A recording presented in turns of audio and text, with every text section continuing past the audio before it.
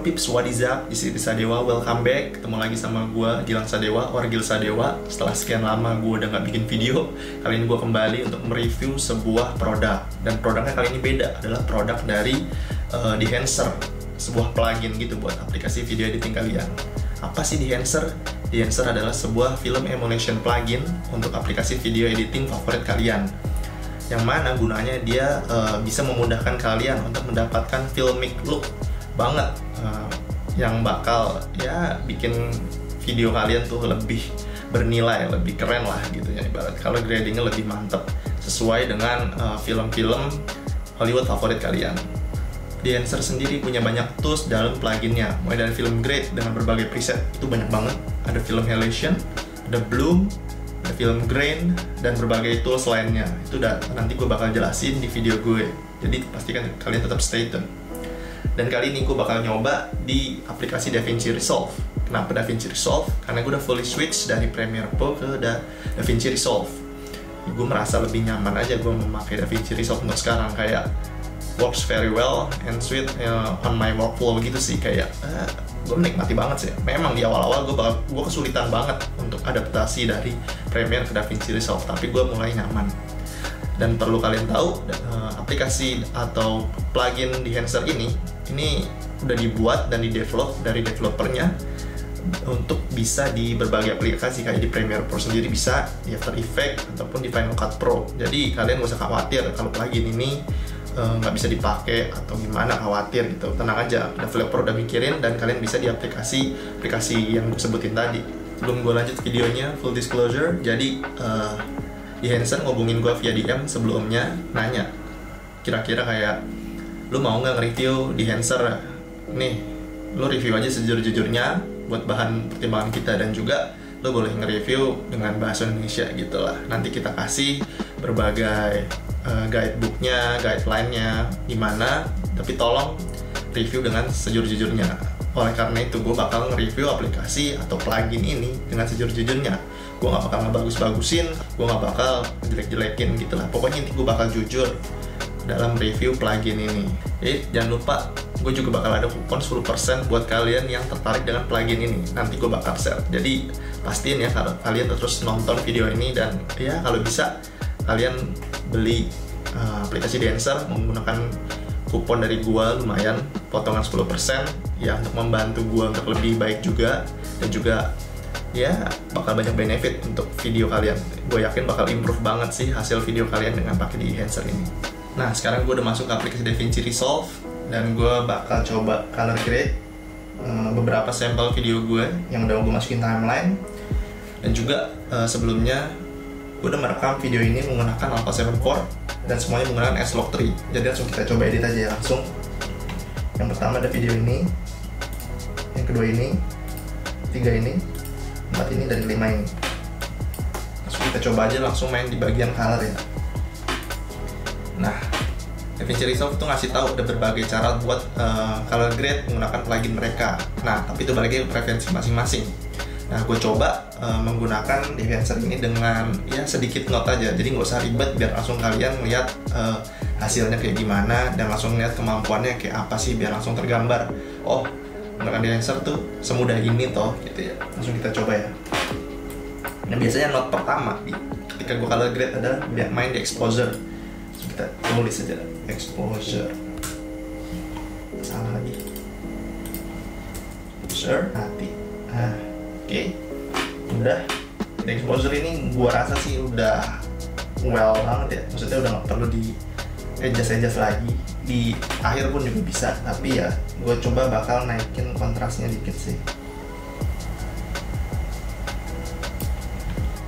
Oke, gue coba di 100 aja lah.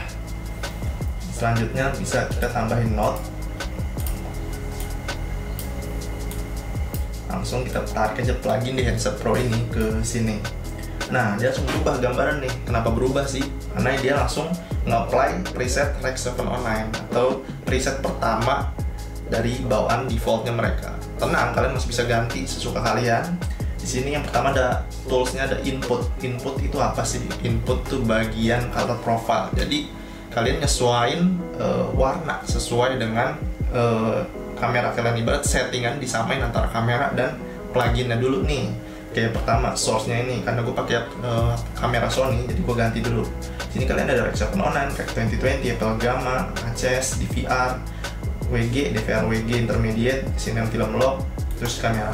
Gue bakal nyoba choose kamera di sini, karena kamera gue Sony, gue bakal coba Sony. Kameranya karena gue Alpha 7 IV, gue pakai Alpha 7 IV. Dia langsung ngedetek nih format video gue apa, ternyata S-Log, bener. S-Log ISO, cuma ISO-nya di sini gue pakai 800 karena ini kan daylight kan, jadi gue ISO-nya rendah aja. Nah, di sini kalian bisa main exposure nih. Tuh, kalian bisa adjust dulu. Kayak main temperature yang mau lebih cool atau warm bisa. Gue lebih prefer warm sih untuk di video ini. Tint juga bisa, gue nggak perlu. In the fringe, kalau misalkan kalian mau bermain dengan chromatic aberration atau misalkan video kalian agak mengganggu si E-nya, kalian bisa di bagian the fringe ini. Tapi gue nggak bakal ngotak-atik temperature dan exposure aja, gue rasa udah cukup sih. Dan mungkin bakal gue adjust lagi di belakangnya. Itu bagian dari input. Input adalah bagian setting buat nyamain color profile kamera dan plugin. Intinya kayak gitu ya. Yang kedua, tools film developer. Nah, film developernya ini adalah bagian dimana kalian bermain dengan kontras, dengan gamma, color separation, dan color boost.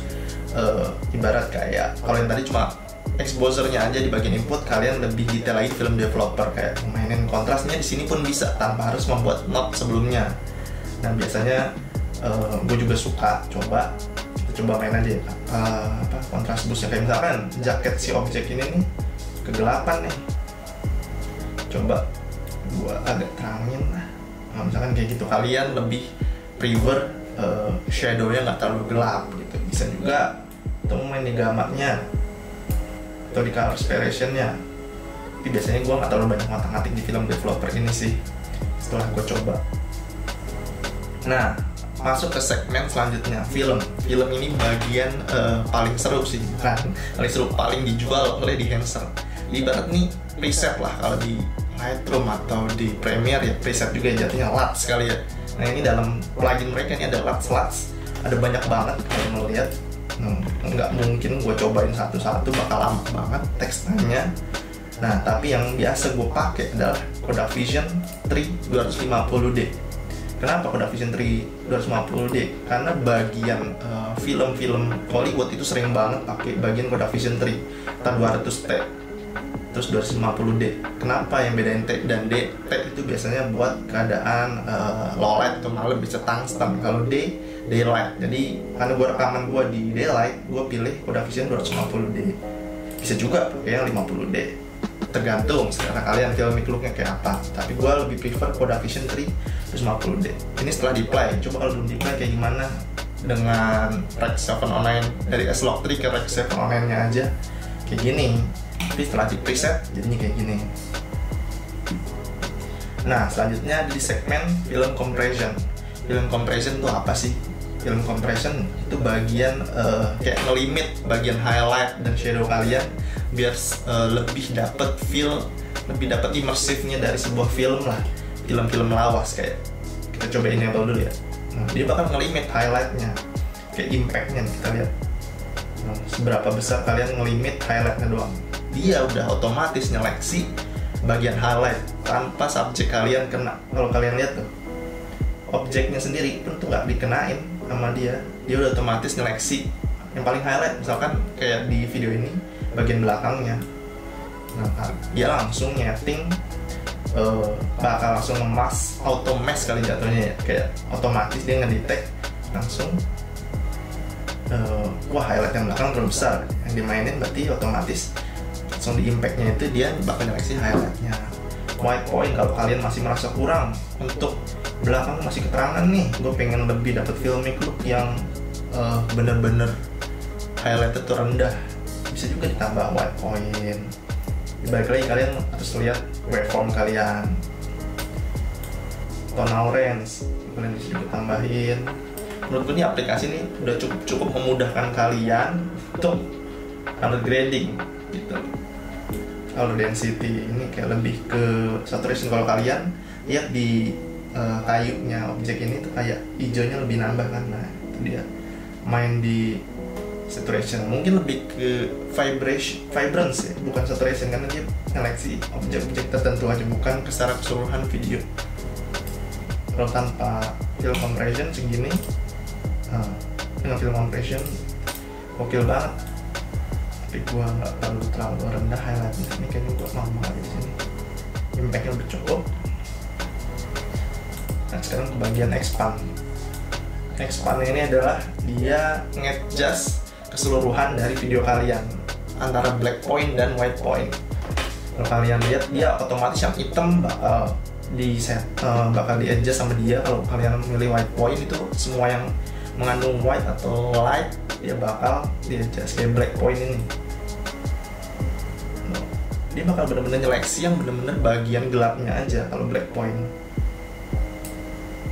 kalau kalian pilih yang white, kalian benar-benar milih bagian yang selain dark tadi yang gelap, dia milih yang terang-terang aja. Tapi secara keseluruhan overall dari video kalian.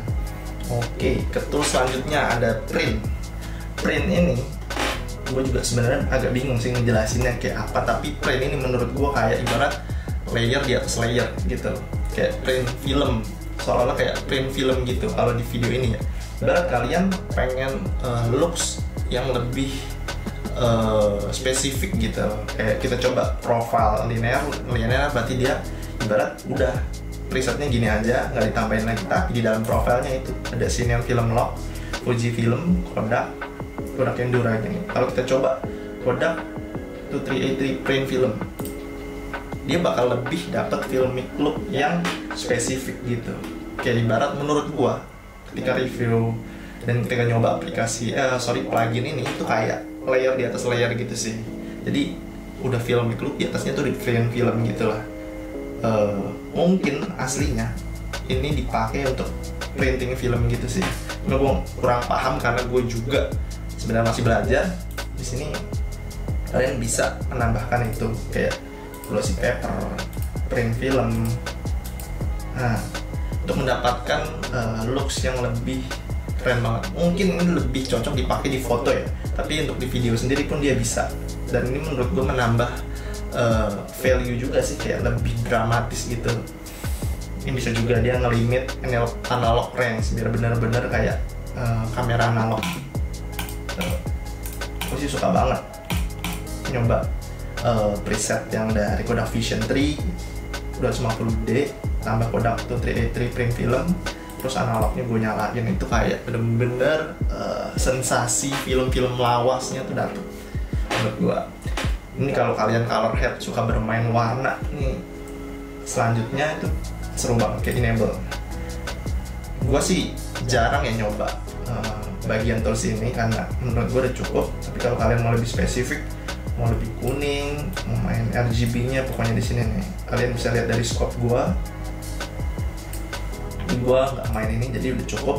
Jadi kalian bisa main juga shadow tone-nya sih, mid tones, ada perubahan kan. Tapi gue jarang bermain di color head. Menurut gue dengan preset ditambah print film aja tuh udah mantep banget. Nah selanjutnya tools adalah film grain. Film grain kalau kalian nggak tahu tuh adalah semacam kayak bintik-bintik kecil di dalam film gitu. Kalau kalian suka nonton film Hollywood di bioskop kayak film, anggaplah kayak Oppenheimer yang lagi viral sekarang. Kalau kalian itu melihat itu ada banyak film grainnya di situ. Itu mantep banget sih. Karyanya Christopher Nolan itu gokil banget kalau kalian tahu. Dan di sini film grain mendapatkan seolah-olah film tuh bukan digital banget. Jadi seolah-olah menggunakan kamera agak lawas dan mendapatkan sensasi film banget. Kalau kamera-kamera sekarang kayak Alpha 7 IV, FX3, FX6, Alpha One. Coba kalau kalian lihat itu bener-bener clean banget kan, mereka kan jago banget di low light, jadi bener-bener bisa dibilang tuh noise-nya tuh dikit banget. Nah, tapi di film-film dari dulu sampai sekarang, film grain tuh dipakai oleh profesional. Kenapa? Untuk mendapatkan filmic look banget. Jadi itu semua nggak serba bagus, justru dengan film grain lebih dapat feel. Kalau ini tuh filmnya lebih dramatis, lebih imersif sih menurut gue, lebih kayak iconic dan juga punya ciri khas tersendiri film grain. Dan gue akhir-akhir ini di setiap foto dan video gue, kalau kalian perhatiin di Instagram itu banyak banget film grain ya. Gue udah addicted banget sama film grain. Nih kalau kita nggak enable, dia tuh bersih. Kalau kalian lihat, bentar, di expand, kita lihat yang bersih kan dia. Tapi kalau kita coba di dari sini, kalau kalian lihat, ini kan belum kan. Coba, kalian lihat langsung bintik-bintiknya gini.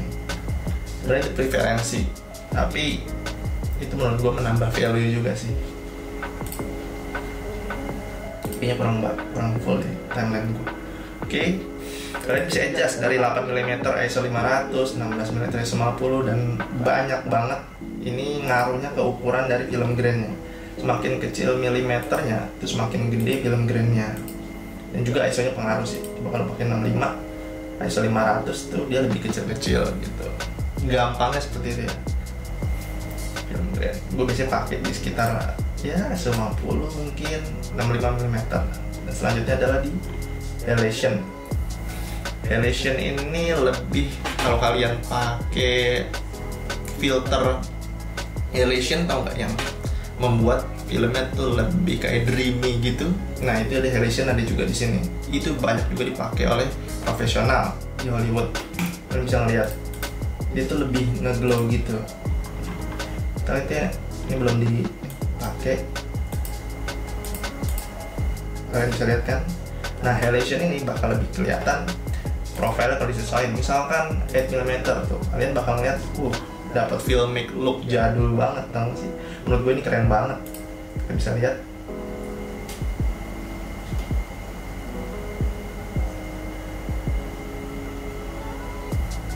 Gokil. Bisa juga Norem Jet itu lebih high lagi dalam efeknya. 16. Sorry. Biasanya gue pakai di 35mm Super 35, 35mm Super Norem Jet. Jadi ya nggak terlalu banyak efeknya, tapi tetap bagus. Ini keren banget kalau kalian lihat.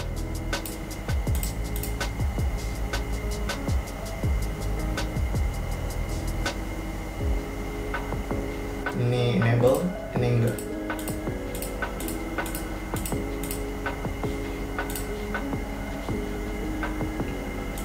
X-Log 3, kalau kalian mau lihat, ini udah dipakai di Enhancer tapi masih bagian sekian, belum sampai selesai.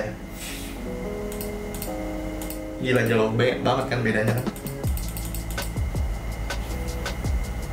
Nah selanjutnya masuk ke Bloom adalah bagian mirror elation untuk menambah efek dreaming.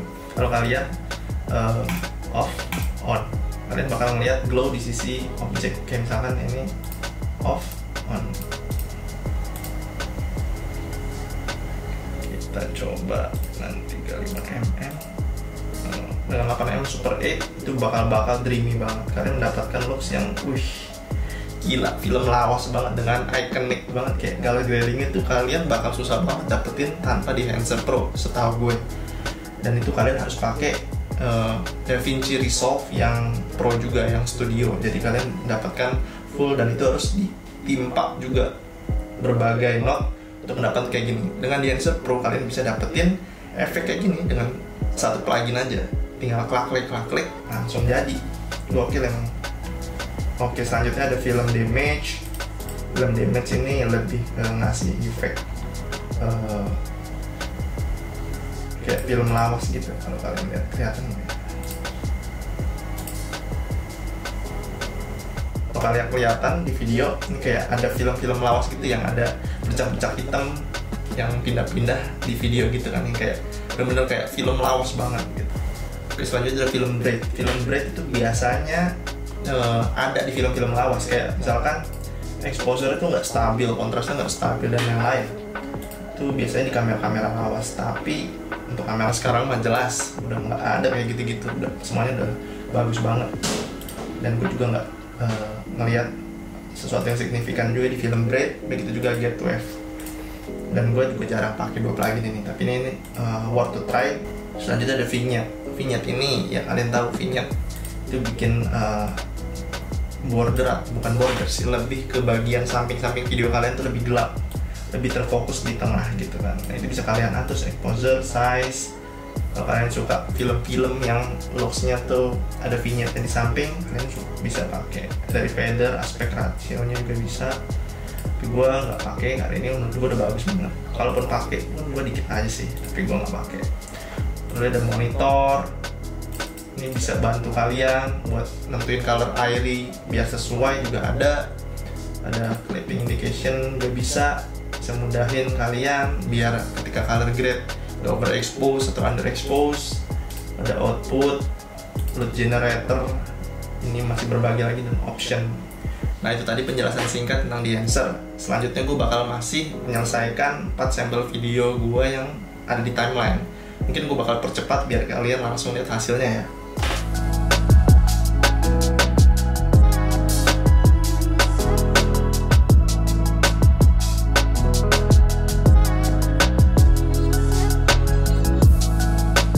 Nah, gue udah selesai coba color grade simple di beberapa sampel video gue. Langsung aja kita lihat hasilnya.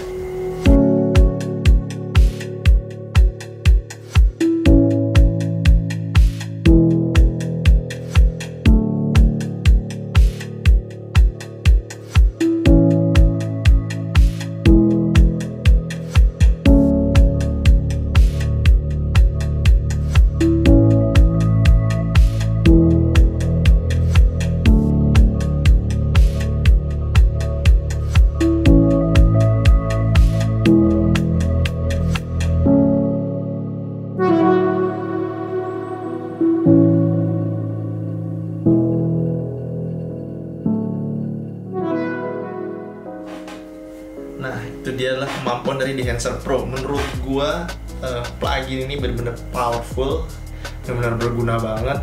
Value-nya menurut gua cukup bagus untuk mendapatkan looks yang benar-benar spesifik dari film-film Hollywood yang mungkin stylenya looks-looksnya yang lawas gitu, ketika old film banget. Menurut gua kalau kalian suka banget dengan preset ataupun color grade dengan warna-warna atau looks yang seperti ini cocok banget buat kalian.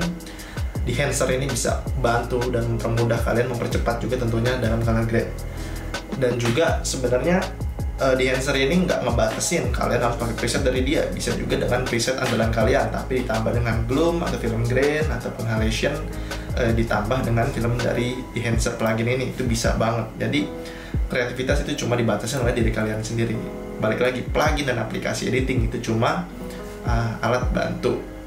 Tapi Dehancer itu belum berhenti di plugin aja. Kali ini dia ngedevelop aplikasi editing foto buat di smartphone kalian. Bisa download di Play Store ataupun di App Store. Contohnya gue udah download di iPhone gue. Ini adalah tampilannya. Kalian bisa pilih foto di sini. Misalkan gue pilih salah satu aja. Sebentar, dan kalian bakal masuk ke aplikasinya. Nah, sini udah ada preset-presetnya nih. Preset-presetnya sama kayak di plugin tadi. Kayak Fuji Eterna, ada Kodak Vision juga ada. Ya, pokoknya apa yang di plugin tadi di-apply di sini untuk ngedit foto. Nah, misalkan gue suka banget sama Kodak Vision. Gue coba Kodak Vision 500 tungsten itu 383. Dia bakal berubah kayak gini. Kita bisa langsung adjust lagi gitu, misalkan mulai dari exposure-nya, mungkin terlalu gelap atau tonal kontrasnya ini terlalu dark, bisa kalian adjust juga. Saturation ya seperti aplikasi editing foto lainnya. Kalau density, tingkat warna di dalam foto kalian, target white, dia bakal menyeleksi, balik lagi highlight, ngelimit. Kalau tadi gampangnya kalau di plugin, di sini dengan target white. Gue suka dengan highlight rendah. Analog range limiter bisa ditambah juga biar menambah kesan feel dari film-film lawas. Nah ini bagian print. Nah sebelahnya banyak banget toolsnya nih. Ini juga ada source sebenarnya. Sama pokoknya tools yang di plugin dipindah ke sini dengan adjust agar cocok di HP dengan fokus di foto sih untuk sekarang. Main di exposure ada, temperature, gue suka yang warm banget sih. Oke, frame gak usah, film tadi, preset tadi, developer kok berubah sih. Oke, compression ini kayaknya terlalu ini deh, temperature terlalu segini aja. Impact ya sama, pokoknya tools-toolsnya di sini ada expand juga ada.